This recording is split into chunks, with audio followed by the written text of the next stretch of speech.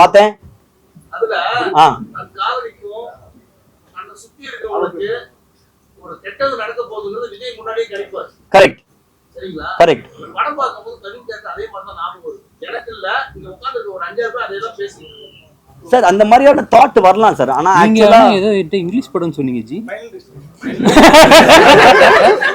அவருக்கு தப்புன்னு கன்ஃபியூஸ் பண்ண இல்ல தலைவா.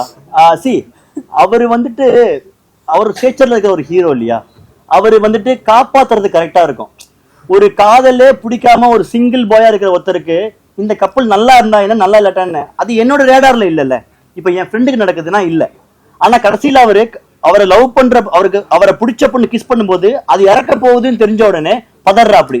அப்போ மத்த கிஸ் எல்லாம் எதுவுமே நடந்தாலுமே சேர்த்து வைக்கணும்னு நினைக்கிறாப்ல. சோ அவர் ஒரு பேர்லயுமே ஒரு காதலை பத்தி புரிஞ்சுக்கிறாரு. ஒரு நாய்க்குமே ஒரு நல்ல காதல் இருக்குங்கன்னு புரிஞ்சுக்கிட்டாரு. அவங்க அப்பா ஒரு பழைய காதல் இருந்ததுன்னு புரிஞ்சுக்கிட்டாரு. அந்த மாதிரி அந்த புக்கு இவரை சூஸ் பண்ணிச்சு, காதலை சொல்லி கொடுத்துச்சு, காதல விழுந்தாரு, படம் முடிஞ்சிச்சு, நான் பேசின்னு இருக்கேன்.